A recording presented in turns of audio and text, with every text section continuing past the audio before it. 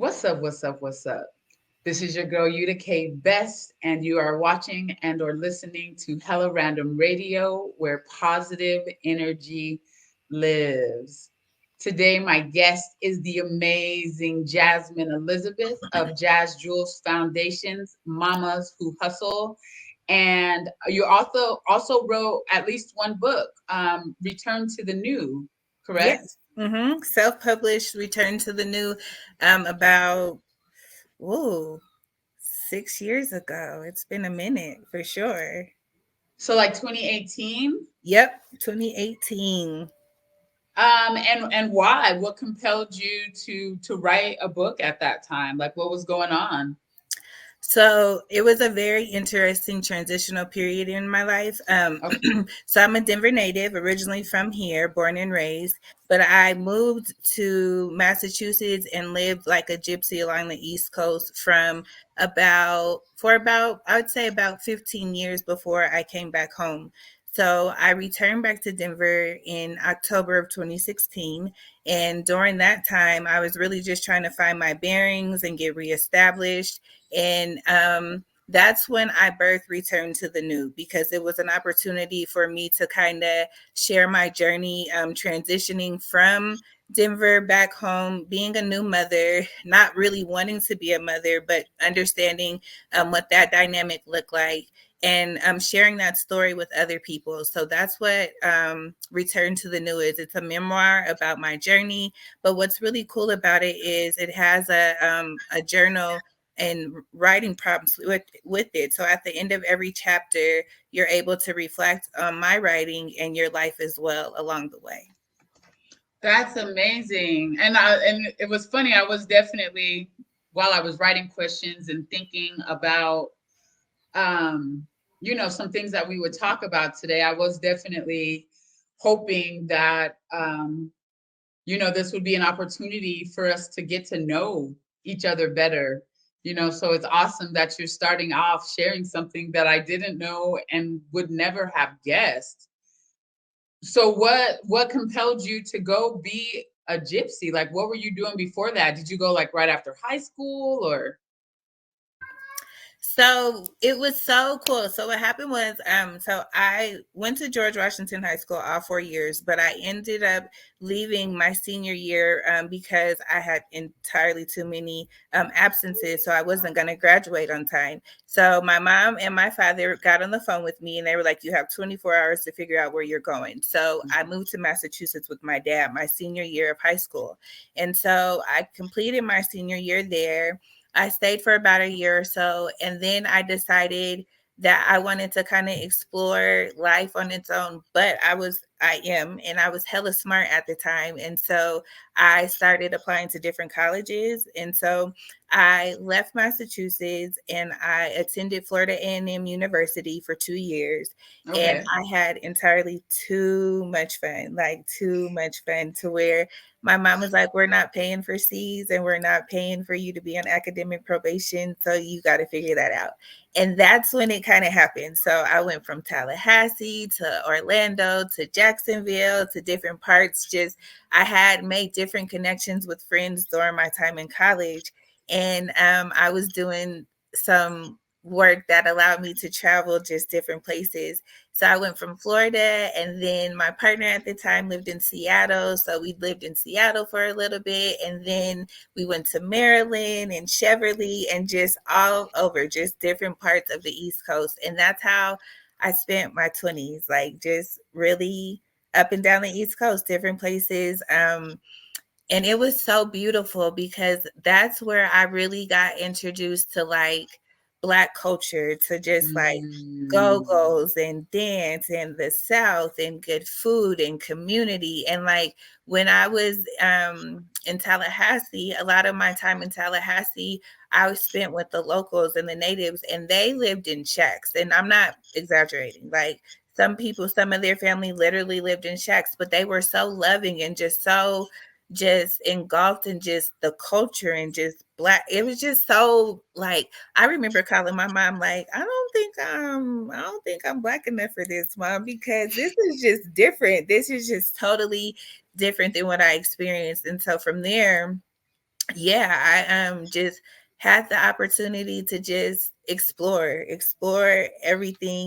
um everything that I was connected to, and it was beautiful. I actually ended up back in Massachusetts once it was all over, and that's where I started like my real strong relationship with God. I remember like we were just going through a lot of tumultuous things. Like I had caught a case, and it was just a lot of things going on, and I was sitting in the car one day smoking, talking to God, like there just has to be more to life than this, God. And it just was in that moment that I think my exploration of God and self and just really understanding what it means to be both started. And it just has looked different along the way ever since then, for sure. Wow, wow. So I mean,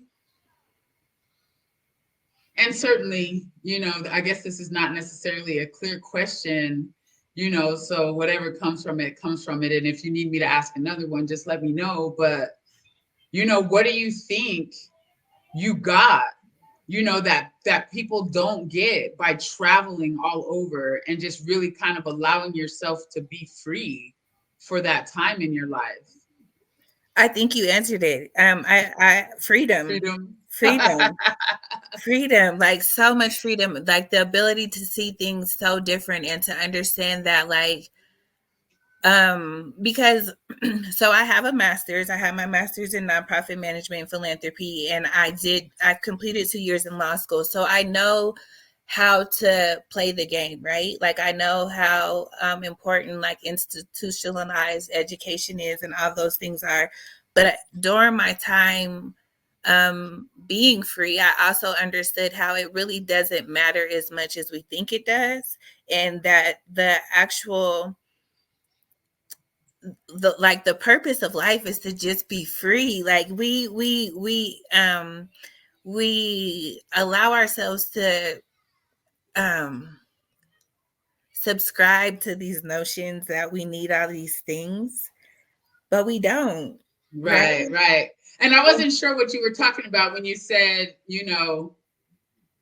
we don't really need these things. I wasn't sure if you were talking about freedom, but now I see that you're talking more about the institutions and things of that nature. Yeah, like these all these things that we aspire for, like these degrees. And I'm not knocking education, because again, I'm very educated, and I do believe that it is so important to learn and stay skilled, but learn and stay skilled on what is applicable to your life and what you need. Like we need to know how to nurture ourselves. We need to know how to take care of ourselves when we're sick. We need to know how to produce our own food. We need to know how to have income and finances so that when shit hits the fan, we're good, right? So Yeah. those are the places that we need to really place our energy in terms of learning and skill. But I think where we, especially in like this social media world, we are striving to hit these influences or these targets or aspirations that really in the end don't matter. And so, Yeah. it's like, so finding the freedom in that and understanding like loving yourself allows you to create your purpose, and then from there you're able to flow into your gifts and your understanding. Yeah. Yeah. Yeah. Yeah. I mean, no doubt. I definitely am one of those people. I used to, after I left corporate, and was teaching school, during that time, I was definitely like engineering, um, medicine are things that you need, to go to college for. Other than that, I feel like you really want to know that you love something so much that it is going to be your purpose Hmm. before you spend that money on college. Exactly. You know, now I'm not even putting medicine in there, because I think Western medicine is, I fuck with the emergency room, but other than that, I will take all of your opinions, but I'm going to go ask, some holistic health clinician or some hood doctor, Yep. I'm gonna before. call Corey and hit the acupuncture Yes, or yes, hit yes. Birdie, Shout or out to I'm looking for Corey. some herbs or some remedies, or I'm doing that old like sweat it out. I'm quick to put some Vicks on, get up real tight, sweat it out, make sure that I have all the vitamins and the elements that I need. But it's like that holistic care, right? And you're right, like medicine, Western medicine, that's like $1 billion industry. So they're definitely really not trying to heal us. They're trying to keep us addicted and prescribed so that the money can keep flowing. But what we're taught, right, is you go to the doctor, you have a primary care physician, and you get checked up every 6 months. When I just had my baby Titan, he's the greatest. I just love him so much. But they were so dumbfounded by the fact that they were like, you don't have a primary care doctor and you really don't want any medications. You really are doing this holistic, like they, it was a fight. My whole pregnancy, it Mhm. was a fight the whole entire pregnancy because they wanted to be able to bill me for something. Like, you got to do something. Like, you got to let us put an IV in you for something. And it's like, no, I Right. don't need any of that. And Nothing. did you do it all yourself, or did you have a doula or a midwife? Did you have any kind of support? Oh, shout out to Mama Bird Doula Agency. Shout out to Birdie. She is one of my closest friends. That's my sister, best friend. They provided so much care and support. I had an amazing doula. Her name was Nadia. She was on point. And yeah, like it was everything that I needed in that moment. And I was so, so, so grateful. So grateful. But we did everything natural up until the last moment because he ended up having stool in his passage, so we had to transition. Ooh. But we went from the birthing center to St. Joe's, but we still didn't do any type of medicines or IVs or anything, but everything was still natural. Yeah, that's Yeah. amazing. And what I'm compelled to say, even though this not necessarily our focus, is that most of the medicines that they're using in Western medicine, someone studied an herb or something like that from South America. Like, so many of our medicines are based upon herbs from South America, and so I just want to put it out there that they studied these herbs and what the herbs do, and then they, chemically duplicated it, which is why they work faster than a lot of the herbs. But ultimately, that's also why they have so many side effects, is because they are chemically copying things that exist naturally in nature, and so while it is faster, we can all tell by the list of side effects that those medicines are not really good for us, and I definitely, when a person is having a really emergent issue, I get it. You want to do whatever you got to do. Like me personally, I would take, some pain meds while I'm in the emergency room, or if I have a broken bone or something like that. But as soon as possible, I'm figuring out how to replace whatever they have given me in the Western world with something holistic. Um, so yeah. And another thing, I'm just going to keep talking until Jas is seems stable again. But I was watching one of Jasmine. She also has a podcast, and I'll let her tell us more about the podcast. But I was watching or listening to your intro into 2024, Mm-hmm. and I really liked the fact that you were talking about being present, and that's one thing that I like to talk about a lot as well, because I know that it is an oversimplification, but it was very helpful for me to hear that when we are depressed, we're generally stuck in the past. And when we're feeling anxious, we're generally too focused on the future, Mm-hmm. and I do know that that is an oversimplification, but hearing that was really helpful for me, because after I heard it, if I'm feeling one of those two things, then I can do something to bring myself back to the current moment, which generally does take the edge off of that anxiety. Well, depression, I kind of was able to heal with meditation Mm-hmm. after I left corporate. But anxiety, I do still periodically feel, and I will do something to come to get present. And most of the time these days is journaling, is how I really process whatever it is that is that is taking me out of myself to a place of anxiety. And you know what? So I appreciate you in two regards because you reminded me of the power of journaling when we started doing our work last year, and you Yeah. used to send journal prompts, and you used to really when we would do readings, and you would encourage me to go back to writing.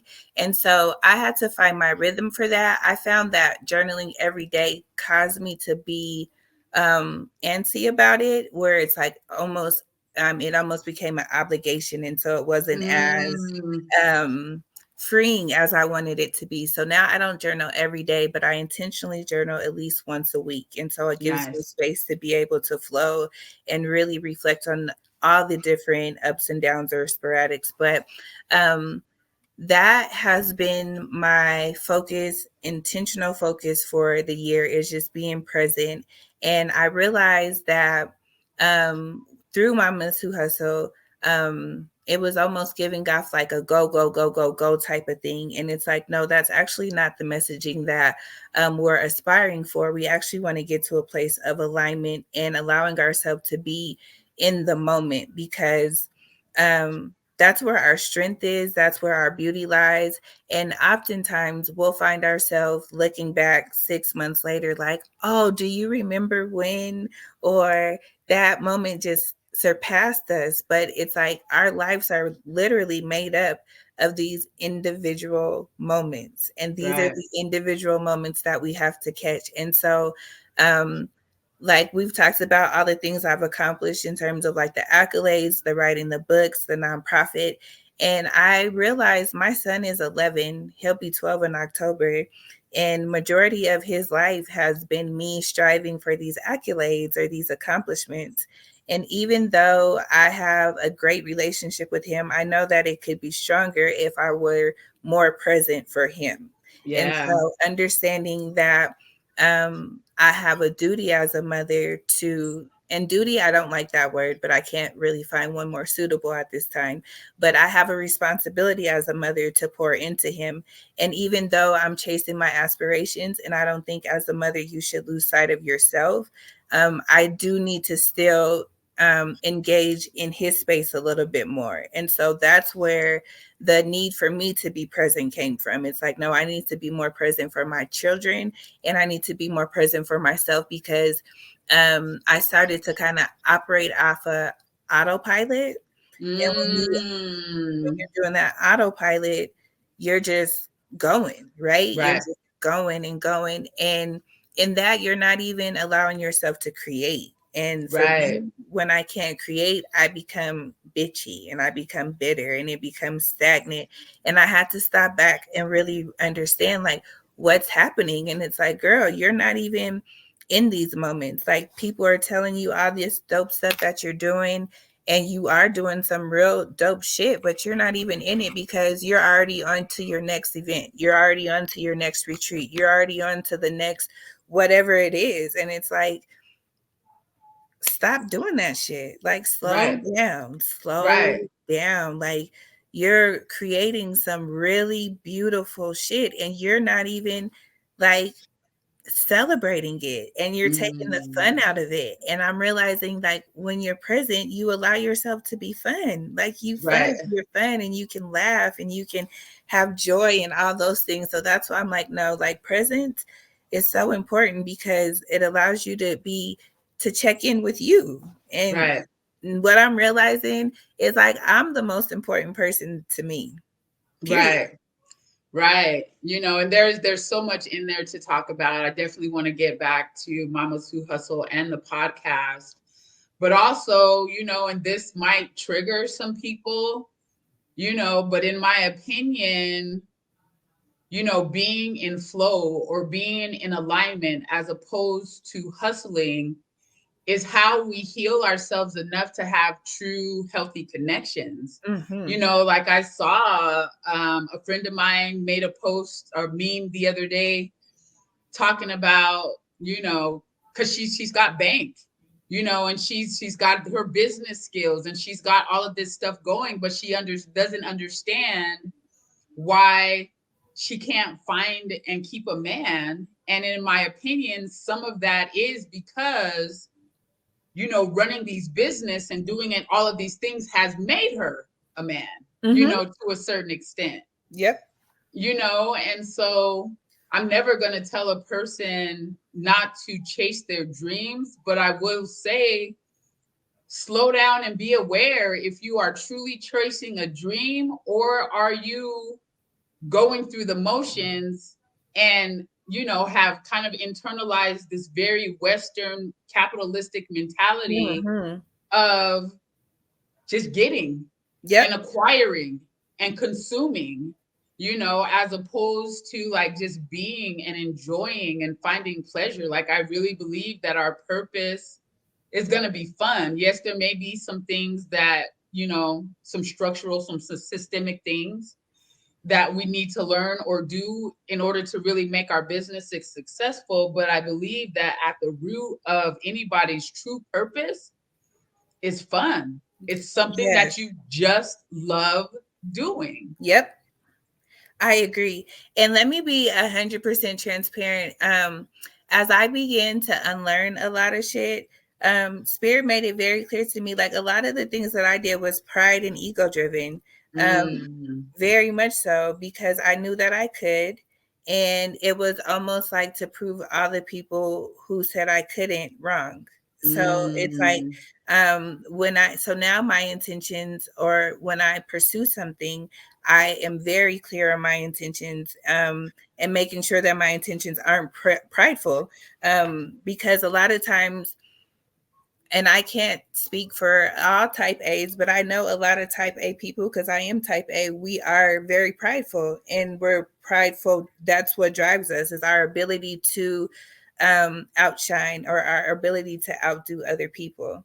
And so now that I'm no longer operating in that space, it's a lot softer, but it also is a lot slower. yes. It's a lot slower. So um things that, like productions and events and things that I would just be throwing off like just back to back, now it's like, no, let me be far more intentional in the structure and how I present things, even with the writing of my second book, because I'm working on my second book, but I don't want to rush it. So just thinking about the intent, right? Like, who do I want to touch? How do I want to touch them, and why? And making sure that it's not to chase the dollar, because what I'm realizing is that, like, our abundance and our overflow, a lot of times it's not often monetary, right? Right. It's people, it's our connections, and it's just so divine when we just allow God to move and bless us um however God sees fit, right? So it's like, sometimes it's like, oh, we have to have this certain number in our bank account, or we have to have this, that, and the other. But it's like, when we get into a place of alignment, we could have like $20 in our bank account, but every need has been met, and there's no stress and there's no anything, because we're in position and we're where we're supposed to be. So the things that we thought we need all this money for has already been handled. You know what I mean? Right. So it's like, it's allowing things to flow. And of course we go through cycles and seasons, because that's life. We have our ups and our downs. But in those moments, it's like, you even have peace in those moments, because you know that even the things that seem painful or seem down, are even those moments are working for our good, right? It's like, there's something that we need to be learning, there's something Or that letting we go need to be of, experiencing, there's something that we need to be letting go of, and some grieving. reading, exactly. It's like, so there's so many different things, and so just allowing your perspective to change from that is just so dynamic. It's really, really dynamic.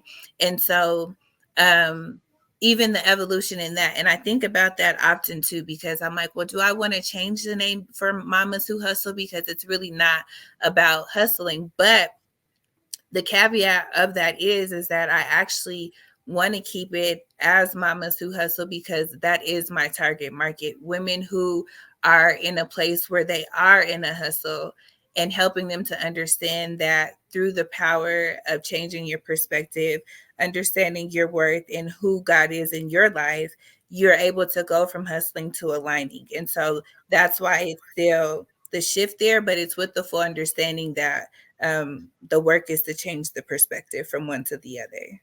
Yes, Ashe, and I agree. Like it's hard to use that language, but that is definitely the people that you want to pull in. And I'm just compelled to add to that and say that I haven't, I started my course last year. And I was doing a lot of people, and I got kind of, well, I was burnt out even before I started the course, and the course didn't help me to heal that burnout. And I just kept going, but around May, it became very clear that, Spirit was like, you need to stop advertising.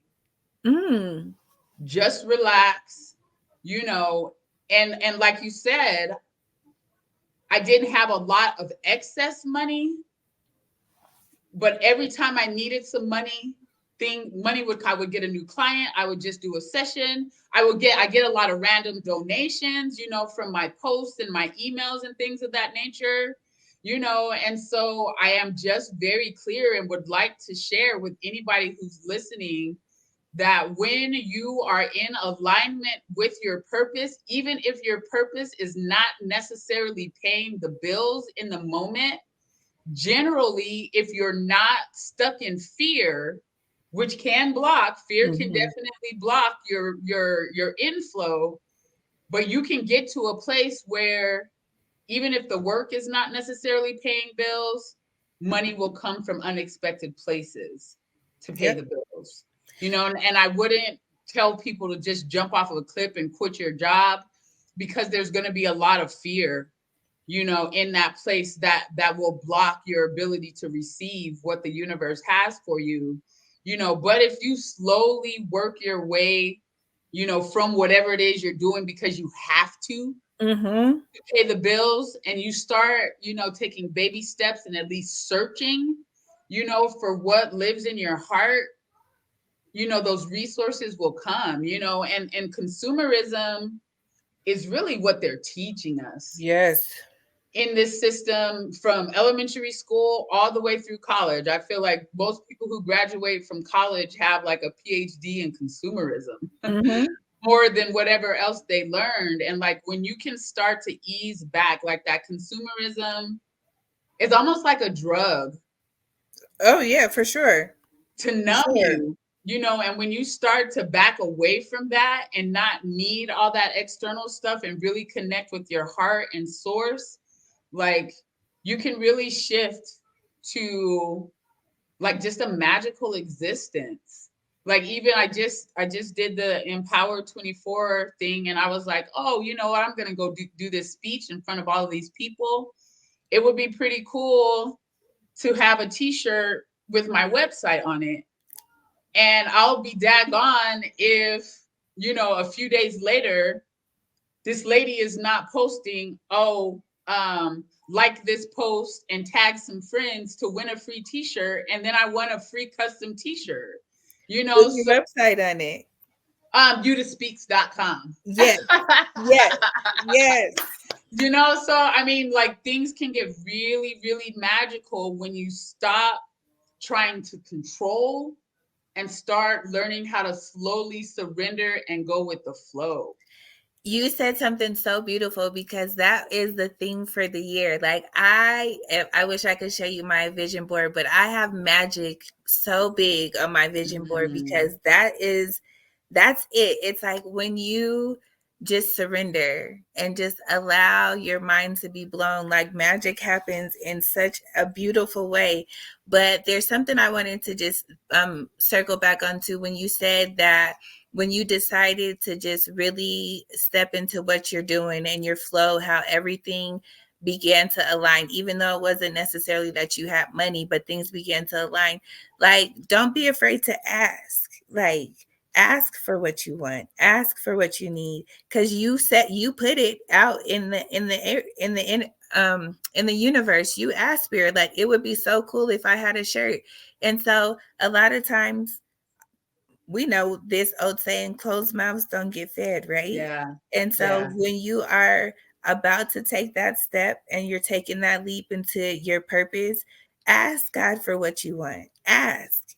Because even though we feel like the desires of our heart are known, some things we have to actually speak because our words are energy. So you have to put that energy out.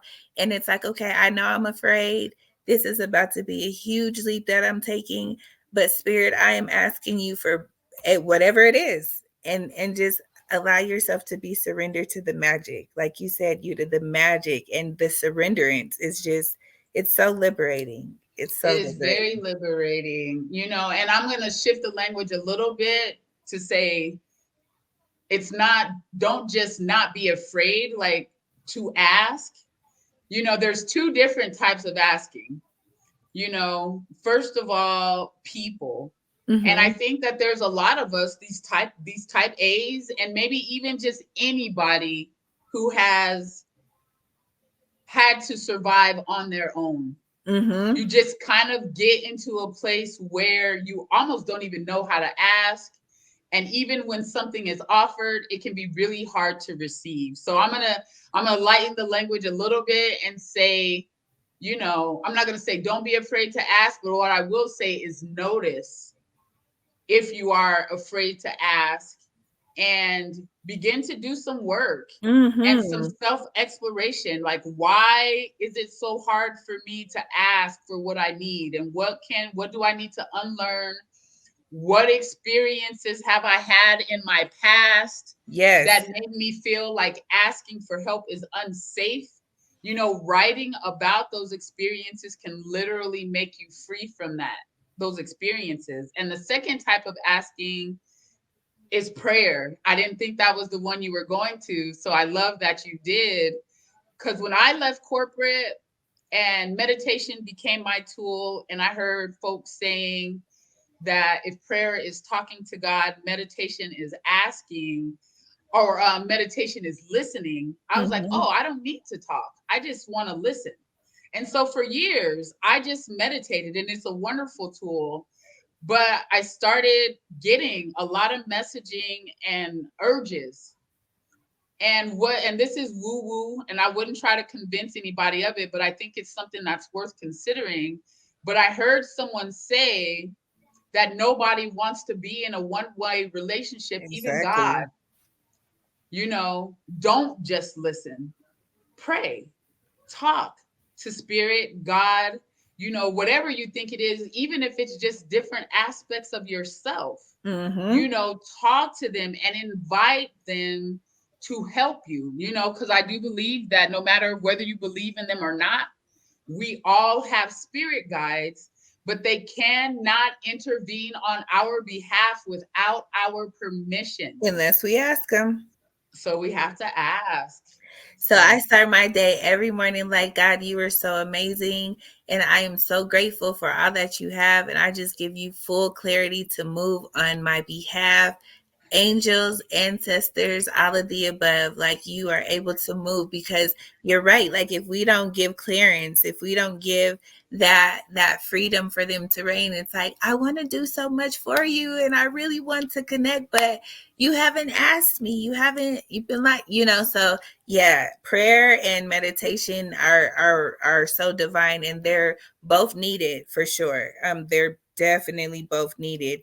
And that goes to the being present. That goes back to the moments of being present, where you're allowing yourself to just be still, and recognizing that we get so much in our stillness. We just receive yes. so much, and we let go of so much in our stillness. And A lot of times we become numb because we haven't allowed ourselves to feel, to process, or to anything because we're going and going and going. So yeah, it's all liberating.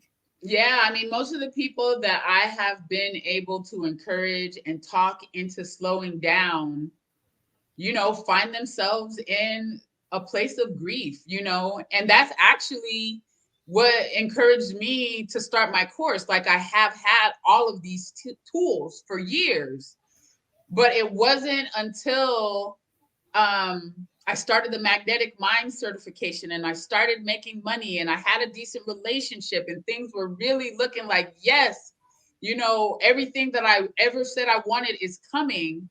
And I ended up in like a 2-month dark night of the soul. Mm-hmm. But it was very clear that I needed to let that happen. It was the dark night of the soul that made me feel like now I finally have something that I can use to help other people, because I understood now that the growth process is a grief process Yes. for most of us. Woo-hoo. An abundance is actually a universal truth. And the reason that we don't have it is because we're taught, scarcity and lack is very much a part of the collective unconscious. But more than that, we don't go get abundance. We heal our hearts and open up to To receive receive abundance. abundance. It's And so, receptive. yeah, Mm-hmm. that growth process is a grief process. That is what made me understand, oh, now I know how to help. Now I know what most people need, because if you're moving, consuming, self-medicating, I get it. Do what you got to do to make it through whatever Mm-hmm. day you have set up for yourself. But let me tell you that you can't really have a full life of love until you can feel all of your feelings. And you can't feel all of your feelings until you take some breaks from self-medicating and from going. Mm-hmm. Yep. It's deep stuff. And that's actually what birthed mamas. What you keep saying, like the growth process is a grief process. Like I really had to sit with myself one day and be honest, like I didn't even want kids. Like I didn't want children. And here I am raising children and doing it with co-parents, but it's part-time co-parenting. And I'm grateful for the help that I get. Their fathers are present, but it's not like in home. You know what I mean? So it's like I had to slow down. With my first son, I had postpartum depression really bad. It was terrible. With my second, with my daughter Jaya, not so much, because I was able to identify the triggers and identify different things. But it was with Jaya that I was able to actually slow down and be honest with myself, because I had her around COVID.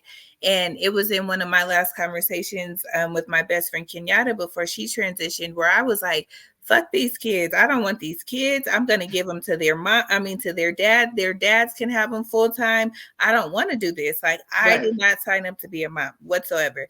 And it was allowing myself to grieve the life that I thought I was supposed to have, because I thought I was supposed to live in New York and do all these wonderful things and just be this bachelorette.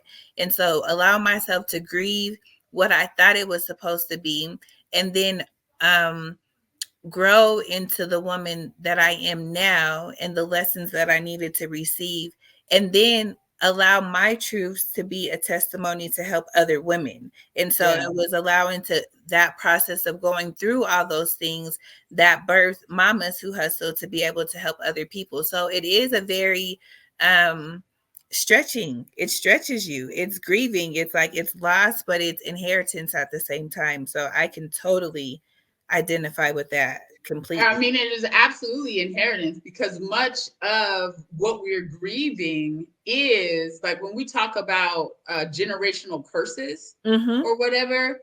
I consider unconscious programming is the word that I use, or the phrase that I use to talk about um, Thank you. generational curses. To me, those are interchangeable, Mm-hmm. and so what I learned during my 2 month, and thank you, I don't know how to say that name, that is such a serious name, Ashanarm. Thank you. Yeah. Yes, thank you for being here and chatting with us.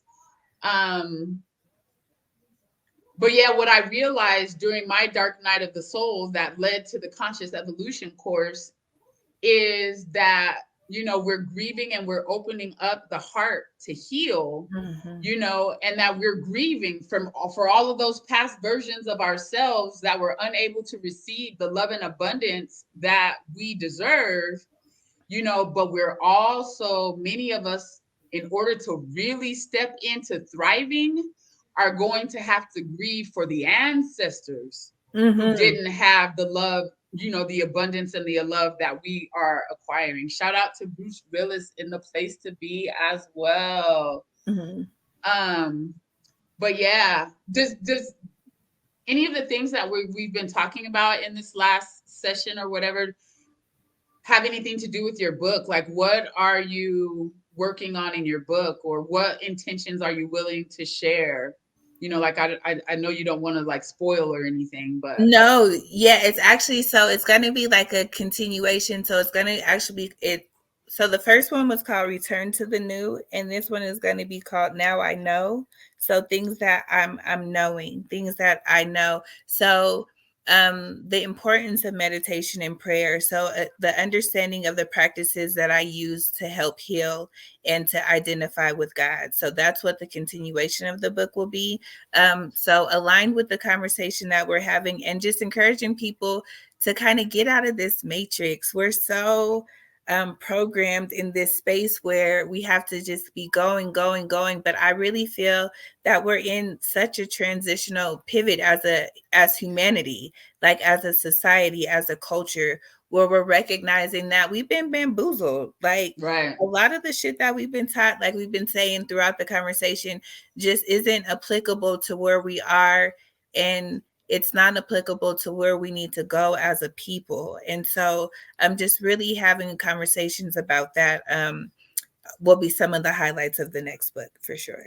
Yes, nice. And shout out to Arusha Divine says, this conversation has been so powerful. Thank you so much, beautiful queens. You are quite welcome. And thank you, Arusha Divine. I saw her commenting on your post today, Yes, that's one Jasmine. of my close friends too. I'm really, really grateful. She's actually in Mamas. She's actually a part of Mamas, but I've known her, and to watch her evolution and her growth has just been very divine. So thank you, Arusha, for tuning in with us. Yes, yes, Yes. yes. Thank you so much.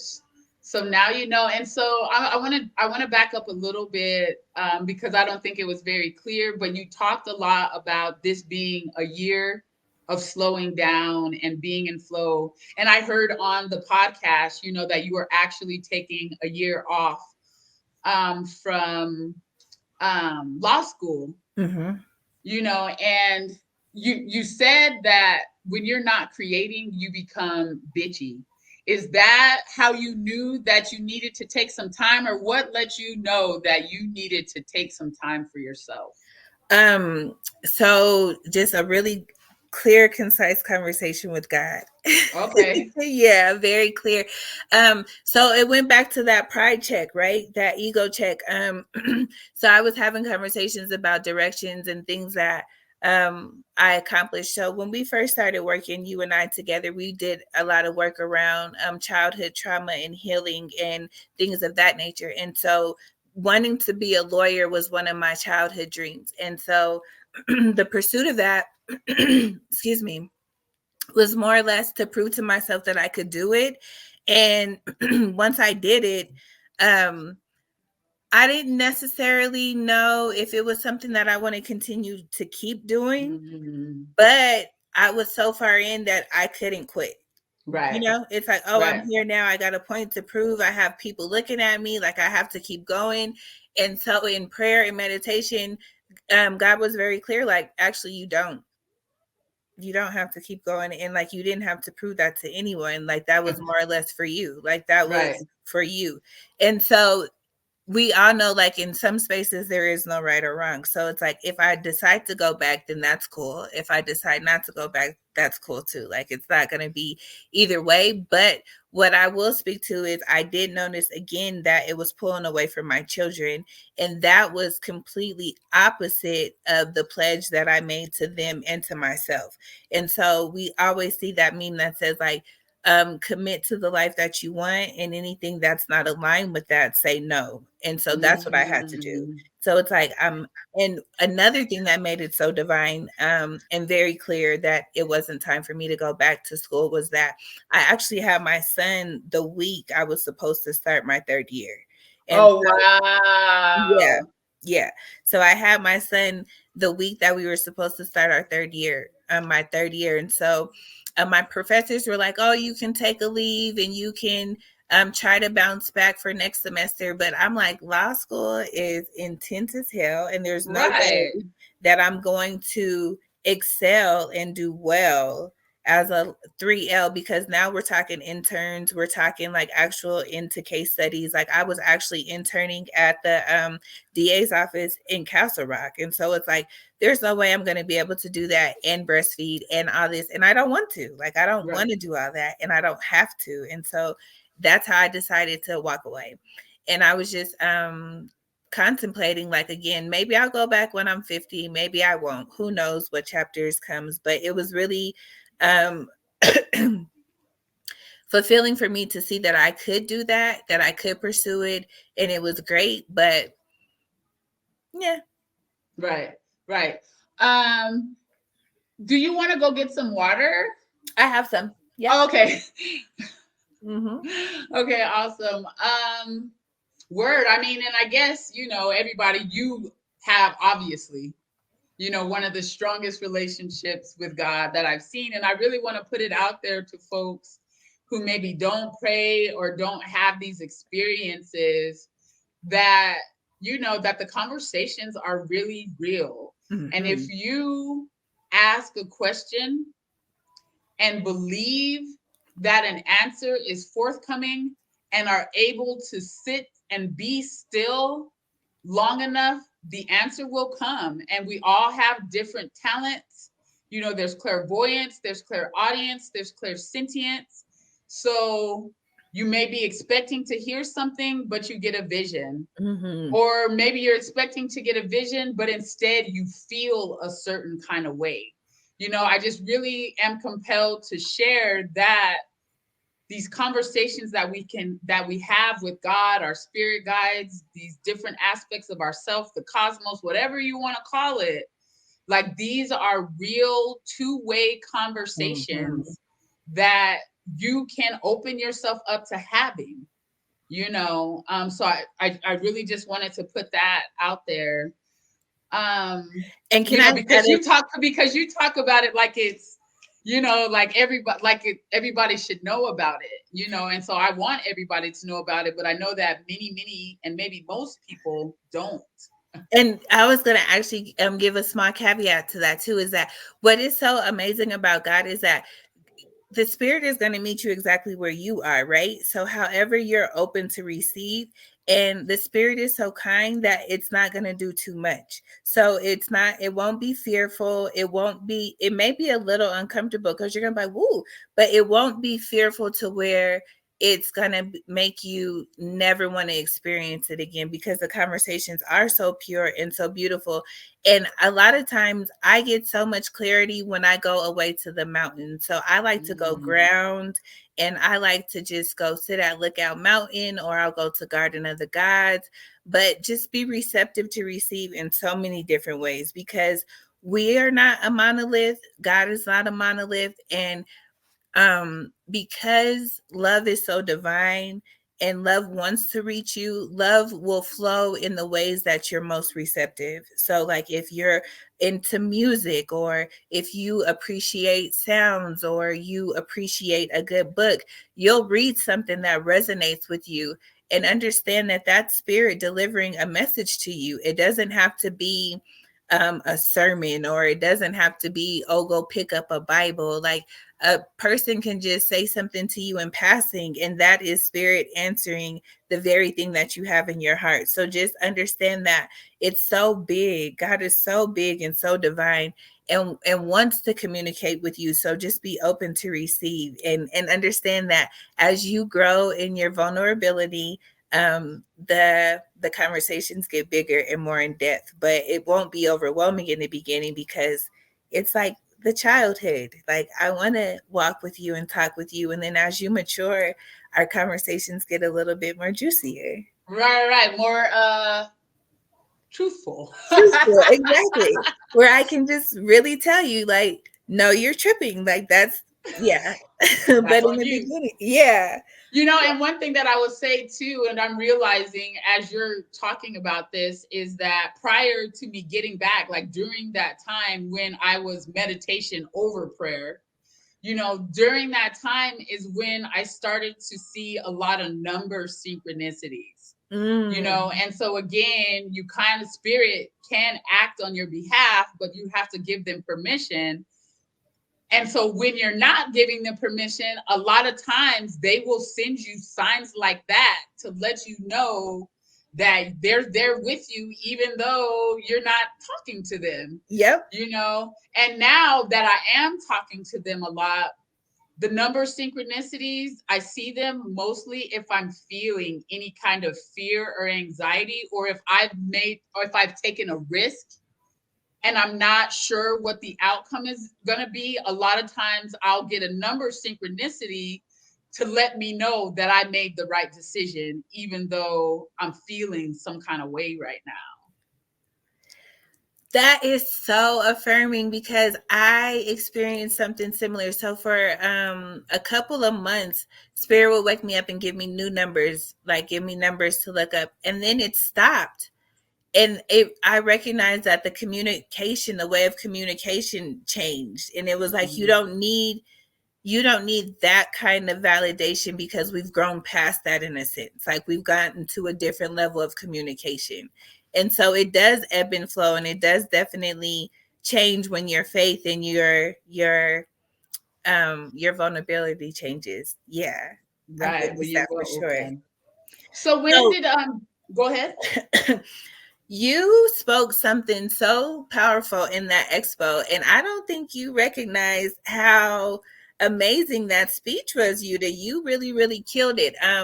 But you were speaking to the power of community and the importance of the 5 people that surround you. I want you to expound on that for me a little bit. How did you decide to bring that messaging to the expo? Well, I pretty much channeled that speech, and thank you so much. Like, I've gotten a lot of confirmation, but the organizer, actually texted me during the speech, which kind of also threw off the recode. And they had me feeling some kind of way, like maybe my speech was not what it should have been. But I pretty much channeled it, and I had been taking a lot of speaking like masterminds, with Dr. Sonia and with Lisa Nichols. But I just, one day I sat down and I pretty much channeled it. And they say that you want to give the difference between an inspirational speech and a transformational speech is that in a transformational speech, you actually give some tips and tools to help a person. Mm-hmm. And so I knew that I wanted to have 3 to 7 tools that might help a person. And that one in particular came up just from the course and from me working with people and recognizing, that we all hopefully are working to be the predominant creative force in our lives, but none of us is the only. And I'm watching very Mm. powerful people in my course who are being dumbed down by the people around them. So again, we want to be the predominant creative force, but none of us is the only. And people who have a concept of who you are and get to see you every day are perpetuating that old version of you.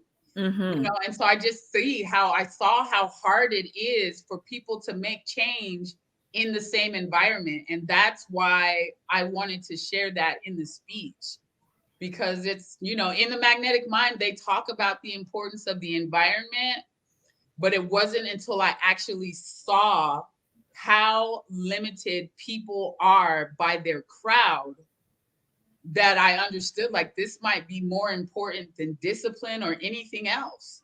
Mm-hmm. Is the environment you're in and the people you're around. Yep.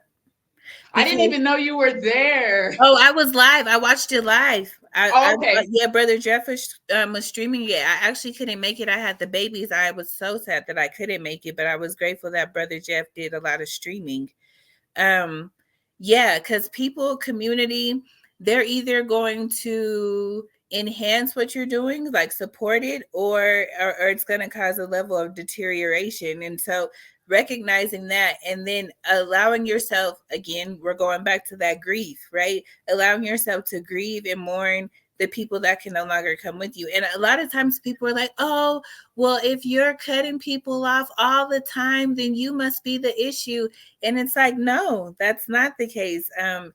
Sometimes we have a lot of trauma bonding. We have a lot of subscriptions to the idea that if it's family, we have to stay committed to them. But it's like, as you grow and you evolve, you understand that you have to be connected to people who are also connected to the source. And once you understand that, it makes things a little bit more freeing, but also a little bit more complicated, because your family structure or your community doesn't necessarily look like what people prescribe to. And for me, that was a hard lesson, because people are like, well, you don't really talk to your family that much, or your siblings, or these people or that people. And it's like, as I understand who I am, I recognize their importance in my life for different seasons, but I also understand that as God continues to pour into me, I have to pour into other people who may not necessarily be my family or the people that I grew up with before. And so that changes your community and your circle to change and evolve as well. Right. And what I would like to submit as well is that, because even if you can Google Jay-Z and a year, and even he's got a talk where he's saying, I dare you to separate yourself from your environment for a year. Mm-hmm. And what I understand now from the course and from working with people is that almost every cell in our body is replaced in a year's time. So if we stop or start a thing for a year, at the end of that year, we are a new person. Mm-hmm.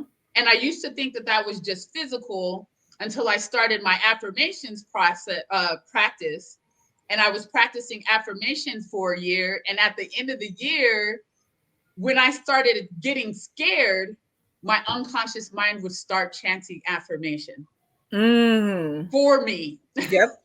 And so I learned that, when we make a change to our life that we keep up for a year, at the end of that year, we are literally a new person. And so if we have to take a break from our people, once we are standing firm in that new version of ourselves and are not so impressionable, we can go back and share more and let them know, hey, I am not what I used to be. These are my new boundaries. And that's how things go. And then you can be that light. But while you're growing, you need space. Like the seedlings are sensitive when they're small. Yeah. Once they get big, they can take the wind, they can take the snow, and all that jazz. But while you are growing, if you're trying to make a profound change in your life, chances are you're going to have to find a new environment and or circle to do that in. And then when you get solid in that new version of yourself, you can reemerge, and show people what it is now, Yep. Because when you're solid, you're anchored, right? And so when you're anchored, you're able to be grounded in whatever environment is around you. Like when you think about the ships when they're anchored, and it's still, it's strong, it's foundational, but it's able to influence the people around it versus the opposite direction. Instead of being influenced, you Exactly. and that's definitely my thing. And I was telling some folks, I just did some facilitation for an organization, and I said, I was like, I know that I have kind of a bad name in certain circles because I never stayed. But that's because I knew how impressionable I was, and I'm meant to set the tone, not carry the tone. So I just Right. had to spend time by myself until Yep. I got solid in myself. Let me see. DJ Hot Lana said, "Oh, I'm sorry. Go ahead. We'll And I talk was after gonna you." say, that goes to like that rush, instant gratification. We have to keep moving kind of thing too, because it's like we don't allow ourselves to sit in that moment and get strong and get stability and allow people to pour into us so that we can go out into that pursuit. And so then when we go out prematurely, it's almost like we sabotage our gift because we weren't necessarily in position, right? So Right. it's like we know what we're supposed to be doing. So I know what Z is. I can see Z. It's clear. It's right in front of me. But I haven't allowed B, C, D, E, F to happen. So I'm jumping to Z and I'm sabotaging the work when I need to actually just take a step back and be still and allow myself to actually get anchored and get grounded in that community, even if it does require me to be alone.